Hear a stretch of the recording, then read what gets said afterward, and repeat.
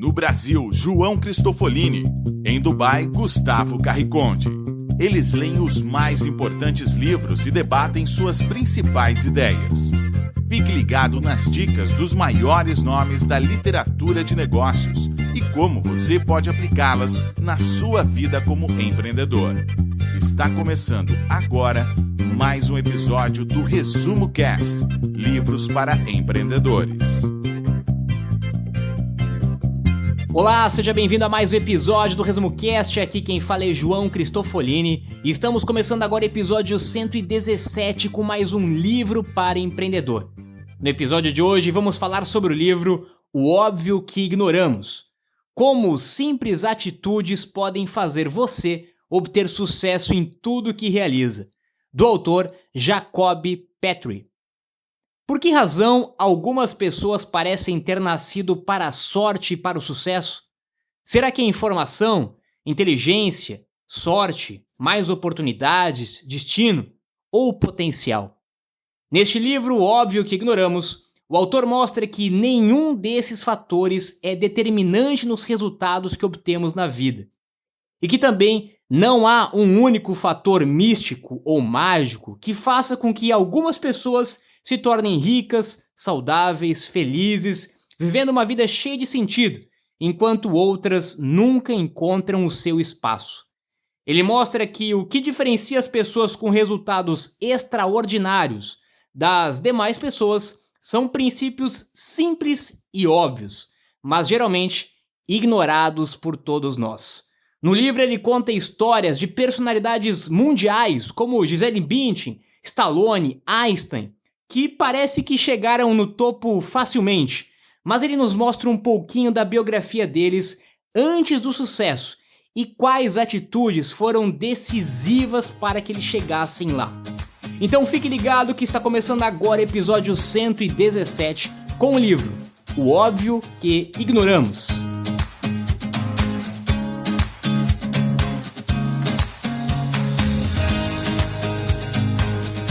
Olá, eu sou Gustavo Carriconde, sejam bem-vindos ao Resumo Cast número 117 sobre o livro de Jacob Petrie, O Óbvio que Ignoramos. E nesse livro vamos explorar e revisitar diversos conceitos que já comentamos aqui no Resumo Cast.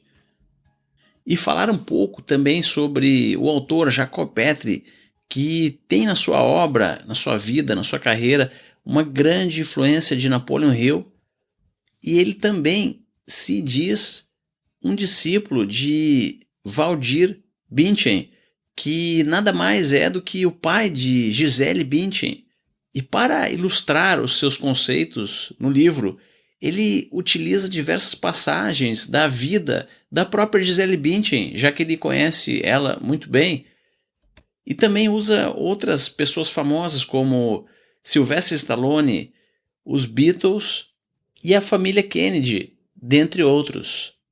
A pesquisa do autor, que também foi muito semelhante à pesquisa de Napoleon Hill, surgiu da necessidade de descobrir o que realmente as pessoas que alcançam grande sucesso fazem diferente e que você pode aplicar na sua própria vida. Você pode também aprender com elas. E essas coisas, de certa forma, são até mesmo óbvias, mas as pessoas acabam as ignorando. Isso mesmo, o que diferencia as pessoas de sucesso são pequenas coisas. Como, por exemplo, você sabia que as pessoas diziam a Gisele Bündchen, no início da carreira dela, que ela tinha o nariz torto? E o que foi que fez com que ela não desistisse da carreira de modelo, mesmo depois de ter escutado isso de diversas outras pessoas? O que foi que fez com que Sylvester Stallone, que ganhou 3 Oscars com seu primeiro filme, Rocky, não desistisse da carreira de ator, mesmo depois de escutar diversas vezes de profissionais da indústria do cinema que ele não tinha talento algum para ser ator? Segundo o autor, foram todas pequenas coisas que acabam até sendo óbvias, e vamos explorar nesse livro, então, alguns conceitos que facilitam o entendimento daquilo que as pessoas normais acabam ignorando. Será que Gisele Bündchen é a mulher mais bonita do mundo ou que Paulo Coelho é o melhor escritor do mundo? O autor usa o exemplo de grandes celebridades e personalidades para entender o segredo do sucesso dessas pessoas. E muita gente acha que o segredo de Gisele é a beleza ou que o segredo de Paulo Coelho é o seu QI e a sua inteligência. E um dos primeiros grandes ensinamentos do autor é que todas essas pessoas que ele cita no livro descobriram os seus pontos fortes, as suas habilidades e o seu talento desde muito cedo. Quando você identifica a sua principal habilidade e você estimula o desenvolvimento dessa habilidade desde cedo, você tem uma grande vantagem competitiva perante outras pessoas. Isso parece óbvio, mas nós somos levados a ignorar o nosso talento desde cedo. Por exemplo, na escola, você é forçado a aprimorar as habilidades, as matérias que você não se sai bem. Você tem aulas de reforço nas habilidades que não são seu forte, que são o seu ponto fraco. Você investe tempo e energia no lado errado. Em vez de investir naquilo que você é bom, nas suas habilidades, no seu talento, você perde tempo e energia tentando melhorar o que é o seu ponto fraco. E para atingir a excelência, é preciso uma intensa especialização na área que você realmente tem um grande talento natural. Apenas disciplina não é o suficiente. O talento é a base disso e você precisa desenvolver esse talento desde muito cedo. Este foi um dos grandes segredos de Gisele, de Paulo Coelho, de Stallone, que tiveram essa clareza mental desde muito cedo do seu talento, da sua habilidade e passaram muitos anos desenvolvendo os seus pontos fortes. Mas o que é talento? Talento é uma aptidão para fazer uma coisa com uma naturalidade superior à maior parte das outras pessoas. Não ignore o seu talento, diz o autor. Não subestime o seu talento.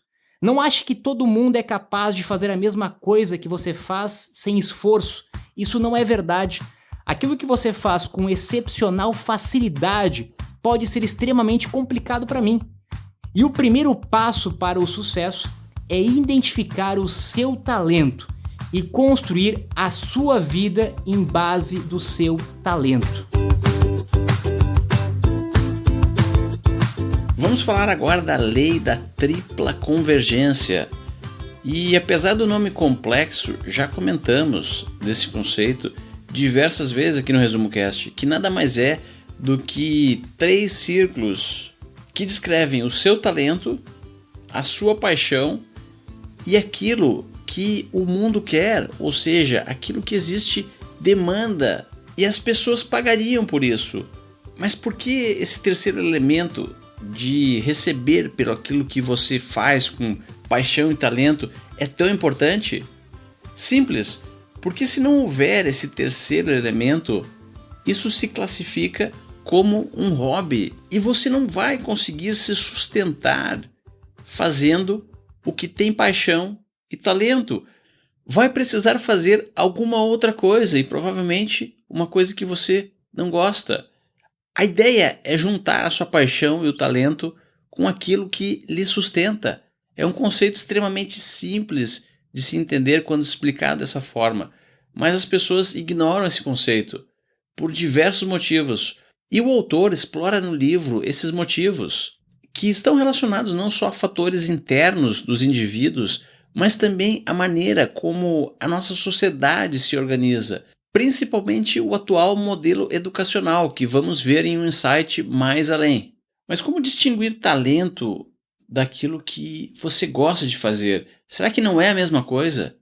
Muitas vezes não, e ironicamente, as crianças, quando começam a descobrir o mundo, elas se dão conta que conseguem fazer algo melhor do que as outras crianças. Por exemplo, talvez por terem uma estatura mais alta conseguem jogar basquete melhor do que as outras crianças, talvez por serem mais ágeis conseguem jogar futebol melhor.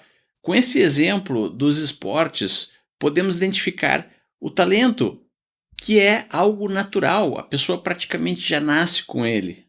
Mas, por algum motivo, Na maioria das vezes as pessoas, e até estimulados pelos pais ou pela sociedade ou pelo sistema educacional, acabam ignorando o seu próprio talento.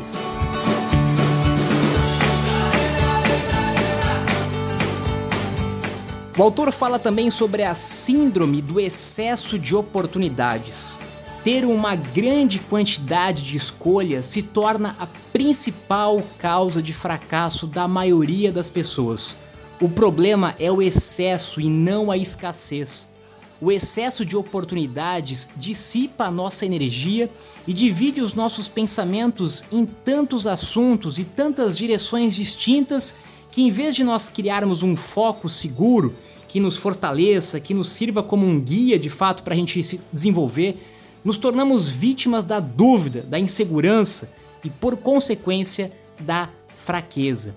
Nos dias de hoje temos um excesso de oportunidades e, por querer fazer muitas coisas ao mesmo tempo, nós acabamos não conseguindo focar em uma única coisa, focar no seu talento, na sua habilidade e desenvolver com maestria essa habilidade e esse talento.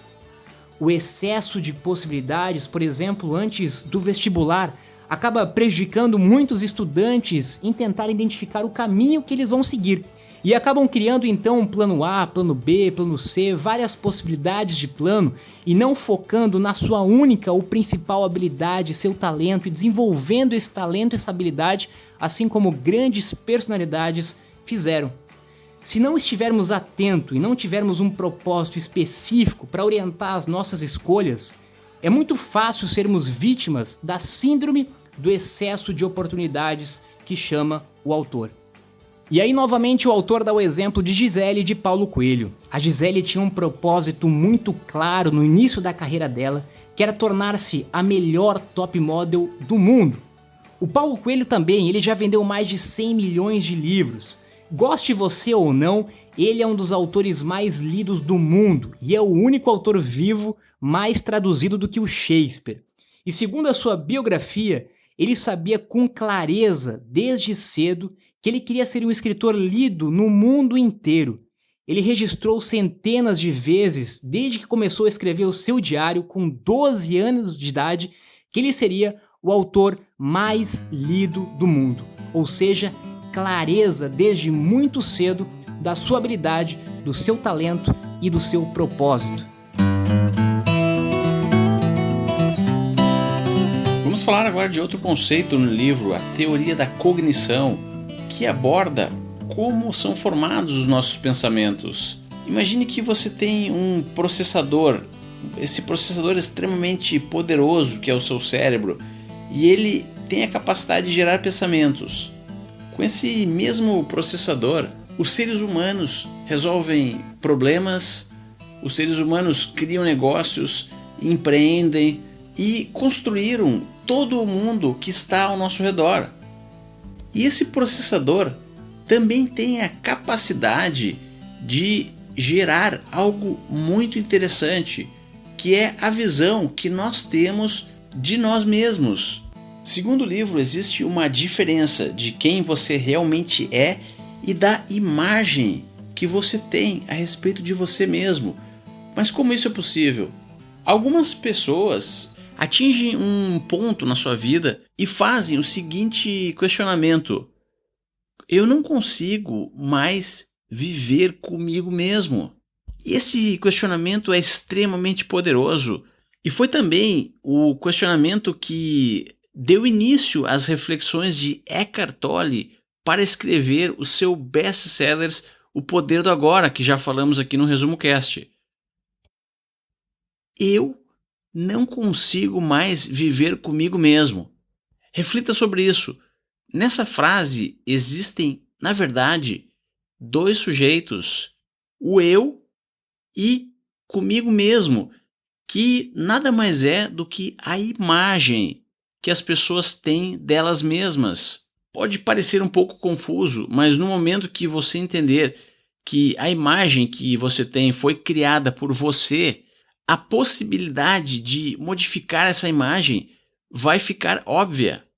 Pense no insight passado que falamos que a Gisele Bündchen enfrentou na sua carreira momentos onde as pessoas falaram que o nariz dela era torto, mas essa não era a imagem que ela tinha dela mesma. O contrário também é verdadeiro, principalmente quando somos crianças ou quando estamos tentando fazer alguma coisa que não fazemos ainda muito bem, mas estamos tentando evoluir e melhorar.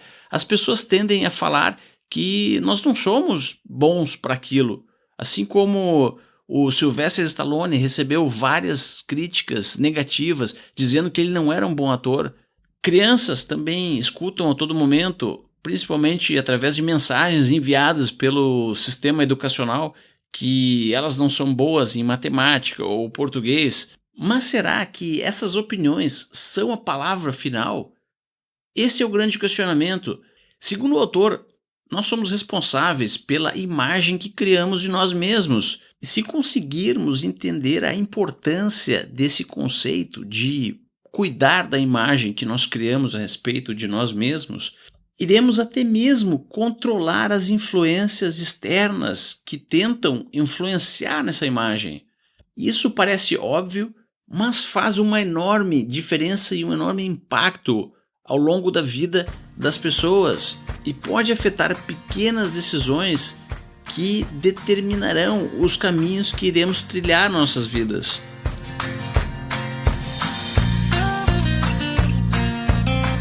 O autor fala de uma regra criada por essas pessoas para criar uma imunidade à rejeição. Você vai ser rejeitado diversas vezes. Foi assim com a Gisele, foi assim com o Stallone, foi assim com o Paulo Coelho e com várias outras celebridades e pessoas de sucesso. Com tanta porta batida na cara deles, eles criaram uma espécie de imunidade da rejeição, ou seja, aquilo não afetava mais eles. E tem muita gente que faz com que a rejeição afete a sua personalidade, a sua convicção do seu talento e da sua habilidade. O autor também fala sobre o paradoxo da inteligência. Essas pessoas sabem que elas não são mais inteligentes, mais espertas ou privilegiadas do que a maioria das outras pessoas. Elas sabem que ao longo do caminho elas vão errar muitas vezes. E sabem também que não são e nunca serão perfeitas. Por isso, elas não têm problema em lidar com críticas e erros. Ou seja, aprender a lidar com rejeição, aprender a lidar com críticas, aprender a lidar com os erros. São grandes ensinamentos e habilidades dessas pessoas que atingiram grande sucesso. Ele também fala sobre o poder da convicção. Qual é a convicção que você tem de você? Tem gente que tem convicção que nasceu para ser pobre. E é justamente por isso que uma pessoa bem-sucedida tende a ter cada vez mais sucesso, enquanto uma pessoa fracassada tende a ter cada vez mais fracasso. É a convicção, é o padrão interno e inconsciente que essa pessoa criou sobre o seu talento, sobre a sua habilidade, sobre o seu potencial. A lei que o autor chama de primeiro quilômetro também é fundamental para você conseguir ter maestria em alguma atividade. Sair da zona de conforto e dar os primeiros passos é o grande desafio da maioria das pessoas.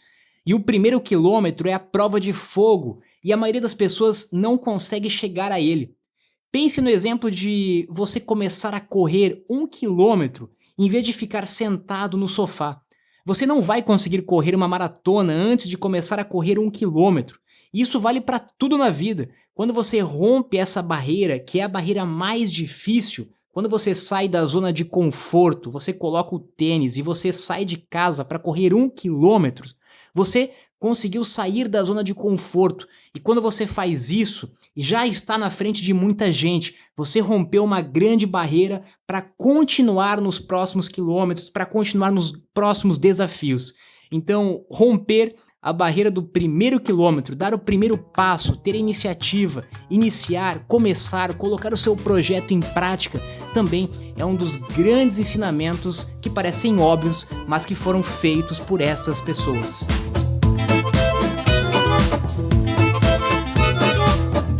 Vamos falar agora sobre uma teoria econômica do século XIX, mas não se preocupe, não é complexo e vai lhe ajudar a entender o problema de educação que vivemos hoje. A teoria diz que alguns países possuem alguns recursos naturais ou habilidades e que fazem com que a produção de determinados produtos tenha um custo menor. Por exemplo, na Inglaterra é mais barato produzir tecidos do que em Portugal, e em Portugal é mais barato produzir vinho do que na Inglaterra. Então, para beneficiar os dois países, Portugal deveria focar em produzir bons vinhos e a Inglaterra deveria focar para produzir bons tecidos. Tendo isso em vista, o comércio entre os dois países se beneficiaria, porque com o excedente de produção de vinhos, Portugal poderia adquirir os tecidos que precisa para o seu mercado interno, assim como a Inglaterra poderia fazer o mesmo.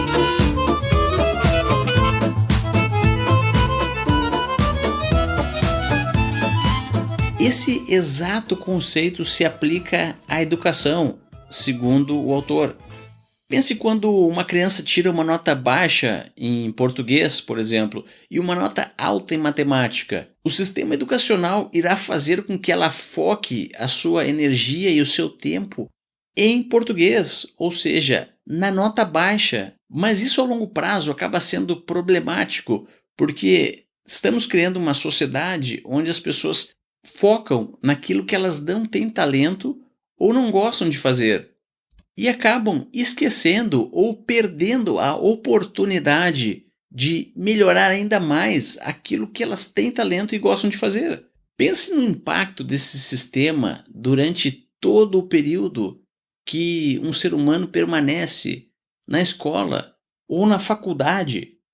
É um ciclo destrutivo que acaba sendo frustrante para algumas pessoas que constantemente estão correndo atrás somente de melhorar aquilo que elas não são boas naturalmente.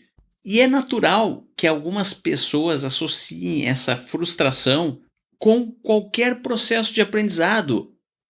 Isso acaba criando uma sociedade onde as pessoas não gostam mais de aprender, porque associam o aprendizado a fazer algo que não gostam e acabam, assim, limitando o seu potencial de crescer, de se desenvolver, de melhorar a sua qualidade de vida, de empreender, de gerar riqueza e, melhor, aproveitar o seu tempo de vida.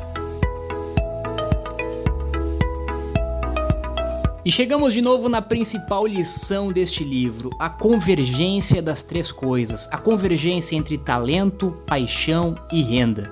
Se você conseguir descobrir o seu talento, a sua principal habilidade, naquilo que você realmente é bom em fazer, e você conseguir identificar aquilo que você é apaixonado, aquilo que você gosta de fazer, e por último, mas não menos importante, aquilo que tem mercado para o seu talento e para o que você gosta de fazer. Quando você consegue unir talento, paixão e renda, você conseguiu a convergência das três coisas que são fundamentais para o sucesso em qualquer área. Descubra seu talento, invista no seu talento, invista naquilo que você realmente gosta de fazer e, principalmente, que tenha mercado para você fazer. Se você seguir essa única lição do livro, certamente você já estará um passo à frente da maioria das pessoas que ainda se encontram na média, fazendo ou desenvolvendo aquilo que elas não são boas, fazendo aquilo que elas não gostam e em mercados que não têm potencial de receita e de crescimento ou grandes oportunidades. E o Resumo Cast vai ficando por aqui. Se você gostou do episódio de hoje, compartilhe nas suas redes sociais e visite resumocast.com.br. Lá nós temos também o blog do Resumo Cast e todos os arquivos organizados para você escutá-los e também deixar um comentário. Agora eu me despeço aqui de Dubai. Tenham todos uma ótima semana e até o próximo episódio.